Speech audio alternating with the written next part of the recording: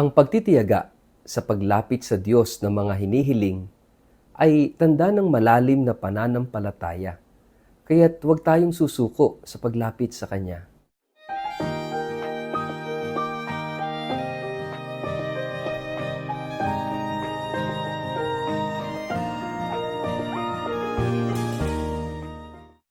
Ang mabuting balita ng Panginoon ayon kay San Mateo.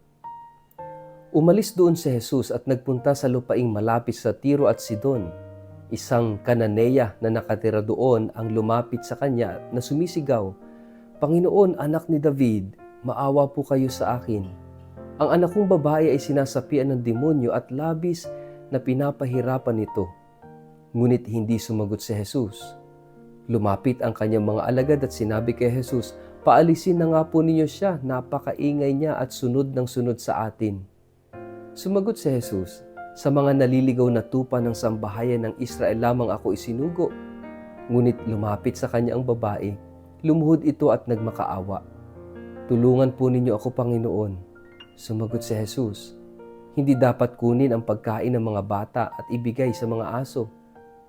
"Totoo nga, Panginoon, ngunit ang mga aso man po ay kumakain ng mumong nalalaglag sa hapag ng kanilang Panginoon."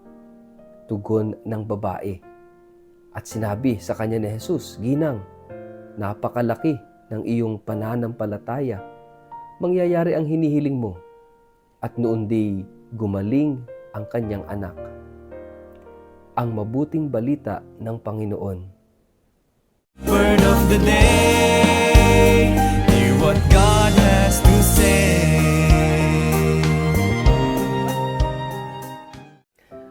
Mapagpalang araw po sa inyong lahat. Kumusta po kayo? Ang atin pong word of the day ay persistence. Bago po tayo magpalalim sa atin pong reflection sa araw na ito, kayo ay muli kong inaanyayahan na huwag kakalimutan mag-like, follow at subscribe sa atin pong Facebook page at YouTube channel na Word of the Day. Ganon din po, pakishare ang video ito sa inyong kapamilya, kamag-anak, kaibigan, mga kakilala sa social media para po sama-sama tayo sa pagiging media evangelizers at online missionaries na nagpapalaganap ng salita ng Diyos sa mundo ng social media. At kung kayo po'y nakikinig ng Word of the Day sa pamamagitan ng Radyo Maria, mapagpalang pakikinig po sa inyong lahat. Mga kapatid, ikaw ba'y makulit sa pagdarasal?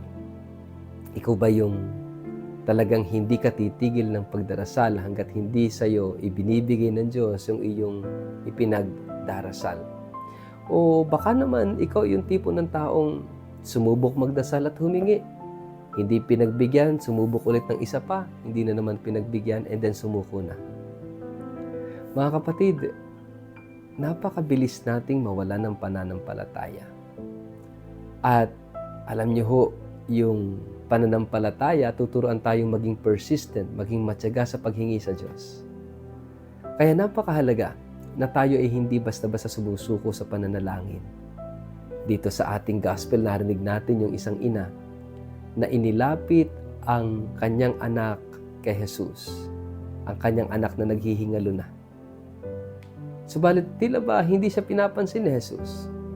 Pero sigaw pa rin siya ng sigaw, lapit pa rin ng lapit at hingi pa rin ng hingi ng pabor kay Jesus. Kaya yung mga alagad ni Jesus, sila pa yung nakulitan. Pero si Jesus, hindi siya nakukulitan. Buti na lang, hindi tayo ang Diyos. Kasi siguro tayo, kung tayo ang Diyos, maikli rin ang ating pasensya at makulitan tayo kapag may mga humihingi sa atin. Pero ang Diyos, pakita natin, si Jesus, hindi siya nakulitan. Yung mga alagad niya yung nakulitan sa babaeng ito.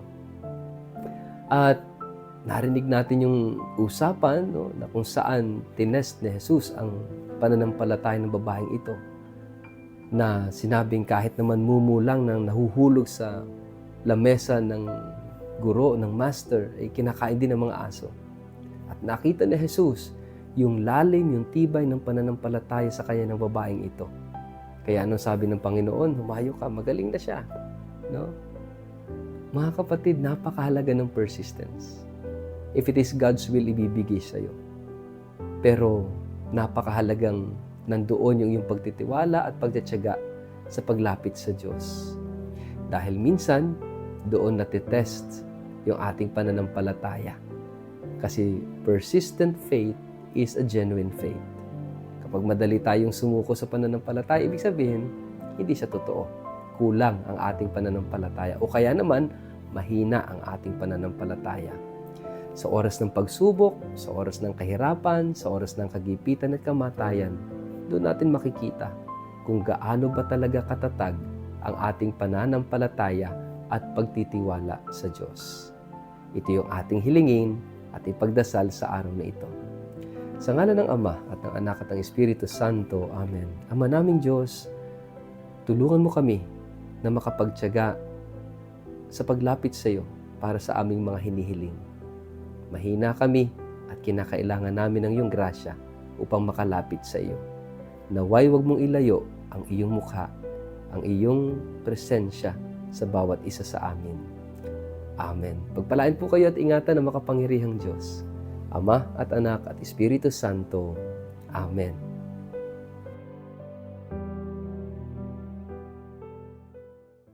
Sa lahat po ng aking mga followers sa Word of the Day, ang atin pong simbahan ay magdiriwang ng taon ng Hubileo sa susunod na taon, 2025, na tatawaging Jubilee of Hope. At bilang paghahanda po dito, ako po ay nagtakda ng isang espesyal na pilgrimage sa taong ito. Maliban sa pagbisita sa mga kilalang syudad sa Europa tulad ng Paris at Lyon sa bansang France, sa Rome, Milan, sa Venice, sa Florence, Pisa at Assisi sa bansang Italia, ang pilgrimage na ito ay may natatanging katangian. Bibisitahin po natin ang ilang mga Marian shrines tulad ng Our Lady of Miraculous Medal at ang Our Lady of La Salette sa France. Gayon din, ang Holy Face of Jesus of Manopello at ang Eucharistic Miracle sa Lanciano, Italy ay atin ring mabibisita. Hindi lang po iyon, magkakaroon din po tayo ng pagkakataong makita ang mga incorrupt bodies ng mga santo tulad ni na Saint Padre Pio, Saint Catherine Labouré, Saint Vincent de Paul, Saint Bernadette Soubirous, Saint John Vianney, Saint John Bosco, Saint Clare of Assisi, Saint Lucy, at marami pang iba. Magkakaroon din tayo ng pagkakataong mabisita ang 4 na basilika sa Roma at ang ilang mga historical at itinuturing na wonders of the world tulad ng Eiffel Tower, Leaning Tower of Pisa, ang Colosseum at marami pang iba. Kung kayo po ay interesadong makasama ako sa espesyal na pilgrimage na ito, maaari po kayong tumawag o mag-text o mag-email sa mga sumusunod na contact details na nakikita nyo sa screen. First come, first serve basis lamang po ito. Kaya kung kayo interesado, huwag kayong mag-atubiling mag-contact sa amin. Maraming salamat po.